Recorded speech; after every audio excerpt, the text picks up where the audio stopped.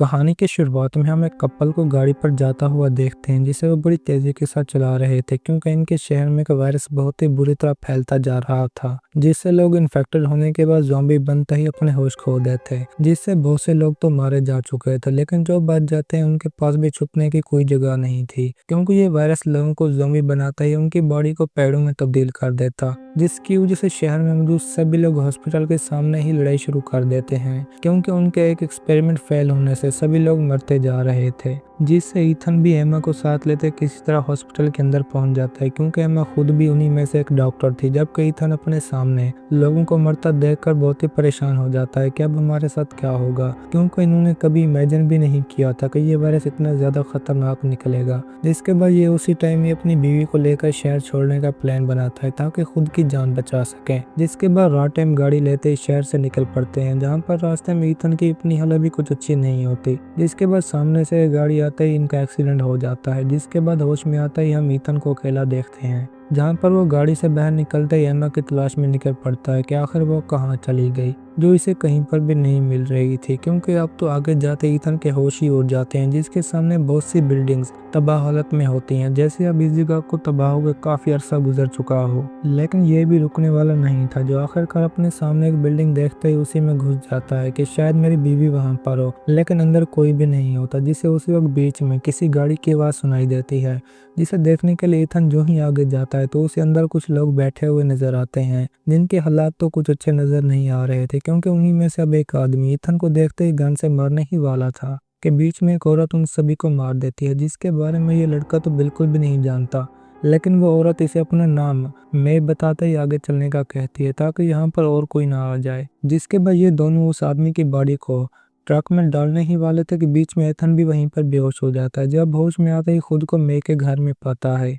जहाँ पर रूम से बाहर निकलते ही ये बहुत कंफ्यूजन में था क्योंकि ईथन को जरा भी समझ नहीं आ रहा होता है कि मेरे साथ क्या हो रहा है। जिसे खाना बनाने के दौरान मे भी अपने कपड़े चेंज करने का कहती है। जिसके बाद दोनों एक साथ बातें करने लगते हैं, जहाँ पर ईथन तो बस एक ही बात कह रहा था कि मैं अपनी बीवी की तलाश में हूँ, इसीलिए मुझे उसे ढूंढना है। कि बीच में लाइट जाते ही मेग को शक हो जाता है कि यहाँ पर अब कोई और भी मौजूद है, जिसकी वजह से ईथन को खाना खाने से मना करते ही खुद जनरेटर चेक करने चली जाती है। जबकि ये लड़का भी अब उसी के पीछे वहीं पहुंच जाता है, जहाँ पर मेग को समझ नहीं आ रहा था कि मैं इसकी वायर कैसे सेट करूं। लेकिन ईथन तो इस सब को बस एक ही झटके में सेट कर देता है, जिससे मैं बहुत ही खुश हो जाती है। और वहीं पर हमें भी कुछ ज़ॉम्बीज देखने को मिलते हैं जो इस टाइम आधे से ज्यादा पेड़ों में तब्दील हो चुके थे। जिसके बाद वापस आता ही दोनों खाना शुरू कर देते हैं, जहाँ पर ईथन को तो बहुत ही मजा आ रहा था। लेकिन वो बीच में मैं के कहने पर जनरेटर के पास पहुंच जाता है, जिसमें वो चलने से लाइट बना रही थी ताकि उसे घर के लिए सेव कर सके। और इस सब को करते ईथन बहुत थक भी जाता है, जिसकी हालत देखने के बाद मैं भी उसे फ्रेश करने के लिए खेलना शुरू कर देती है। जहाँ पर वो एक साथ ही प्लान बनाते हैं कि सुबह हम ईथन की वाइफ को तलाश करने के लिए निकलेंगे। लेकिन रात टाइम ये लड़का भी वेट नहीं कर पाता और इसी वजह से बिना टाइम वेस्ट किए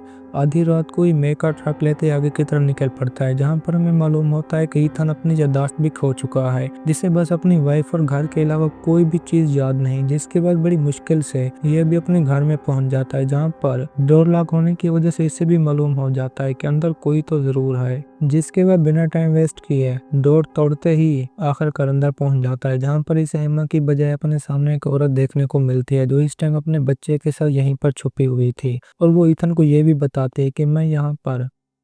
किसी भी एमा नाम की लड़की को नहीं जानती, जो बस बातें कर ही रहे थे कि बीच में इनके ऊपर भी एक बहुत बड़ा ज़ॉम्बी हमला कर देता है, जो इस टाइम आधे से ज्यादा पेड़ बन चुका था। जिसके बाद ये उसे मारना शुरू कर देता है, लेकिन फिर भी उसकी जान नहीं ले पाता। और उसके जाते ही ईथन अपने होश में आता है, जहाँ पर ये उसी औरत को अपनी बीवी के बारे में भी बता देता है कि इस वायरस के आने से पहले हम बहुत ही अच्छी लाइफ गुजार रहे थे, लेकिन इसने सब कुछ तबाह करके रख दिया। जहाँ पर अब सुबह टाइम होश में आता ही हम ईथन को खून लथपथ देखते हैं, जिसे कुछ याद नहीं था कि आखिर मेरे साथ क्या हुआ, क्योंकि इस टाइम वो औरत और उसका बच्चा भी मारे जा चुके थे। जिसके बाद डर के मारे ये जो ही बाहर निकलता है तो बीच में इसे भी एक ज़ॉम्बी सामने नजर आती है, जो बजाय ईथन को मारने के उसके साथ बातें करना शुरू कर देती है, जैसे वो उसे कुछ इशारा देना चाहती हो। लेकिन अब बीच में मैं आते ही उसकी वहीं पर जान ले लेती है और वो इस टाइम भी ईथन को दोबारा घर चलने का कहती है कि हमें ज्यादा टाइम यहाँ पर नहीं रुकना चाहिए। हालांकि इसी बीच ईथन को अपने घर में एक नेक्स्ट के अंदर एमा का फोन भी नजर आता है, जिसमें ये वीडियो ओपन करते हुए उसे रोता हुआ देखता है,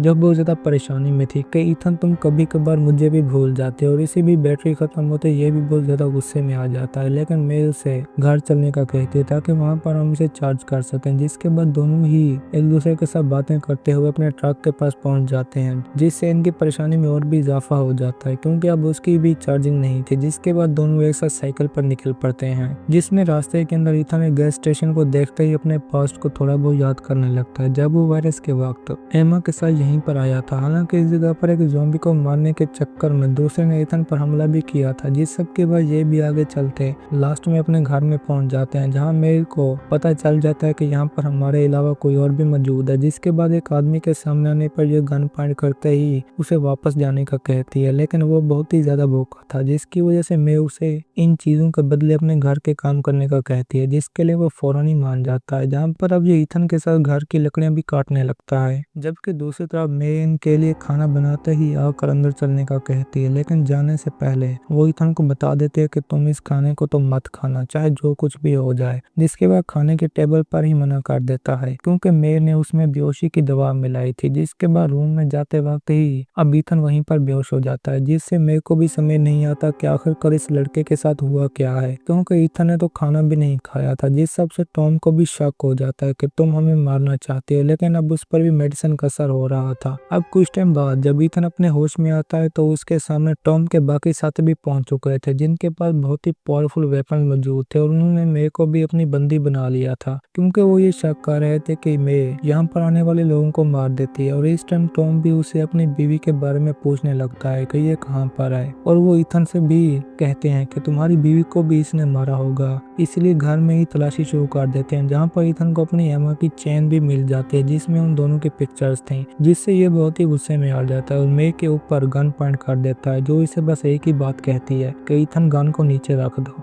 लेकिन वो ऐसा नहीं करता और इसी भी टॉम को अंदर और भी बहुत से लोग और उनका सामान मिलता है, जिसमें एक चीज उसे अपनी बीवी की भी मिल जाती है। जिसके बाद वो गुस्से में आकर ईथन से मे को मारने का कहता है, जिसे ये अब बोलती है कि ईथन तुम तो जिंदा ही नहीं हो। जिसके बाद ये मे की पूरी बात समझना चाहता था और ये भी जान जाता है कि इस दिन गैस स्टेशन पर मुझे भी एक ज़ॉम्बी ने इन्फेक्टेड किया था, जिससे गम लेते टॉम जो ही शूट करता है तो गन लॉक होने की वजह से उसका अपना ही हाथ टुकड़े टुकड़े हो जाता है। जिसके बाद ईथन ज़ॉम्बी बनते उन सभी को मार देता है, जबकि दूसरी तरफ टॉम को एक साथी जो ही मे के स्टोर में जाने लगता है तो उसे वहीं पर एक आदमी जिंदा हालत के अंदर देखने को मिलता है, जिसके बॉडी पार्ट्स मिसिंग थे, जिससे ये जान जाता है कि ये लड़की एक बहुत ही खतरनाक किलर है। और जो ही वहां से भागने लगता है तो बीच में एक ट्रैप में फंसते ही वहीं पर ब्लास्ट हो जाता है, जहाँ पर अब सुबह टाइम ईथन होश में आते ही मे को अपने सामने देखता है, जो इस टाइम बस ईथन के लिए शिकार करना चाहती थी ताकि उसकी हालत और ज्यादा खराब ना हो जाए। लेकिन जल्दी अब ये अपने हाथ पर बने ग्रीन निशान से जान जाता है कि ये सब कुछ मेक की अदरा है,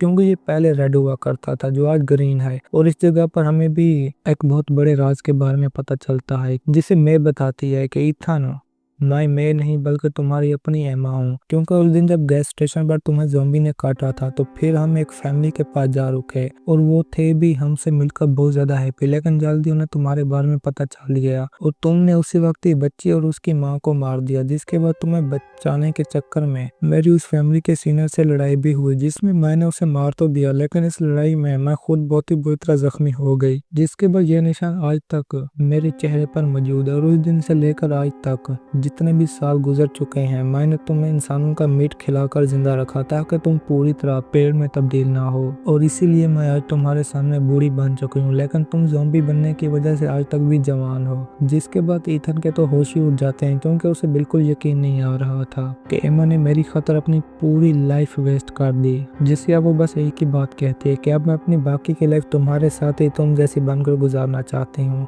जिसके टैटू को देखने के बाद तो ईथन को यकीन भी हो जाता है कि ये मेरी अपनी एमा है। जिसके बाद उसी वक्त एमा को भी ज़ोबी बनते बेरहमी के साथ मारने लगता है, लेकिन अब वो इस सब के बाद दोबारा ईथन जैसे ही बन जाएगी। जिसके बाद ये दोनों कुछ टाइम गुजरते ही ज़ोबी बनते एक दूसरे का हाथ पकड़कर आगे की तरफ जाने लगते हैं। और इसी के साथ हमारी भी आज की ये कहानी खत्म होती है। दोस्तों, अगर आपको हमारी कहानी पसंद आई हो तो वीडियो को लाइक, शेयर और चैनल को सब्सक्राइब जरूर कीजिए।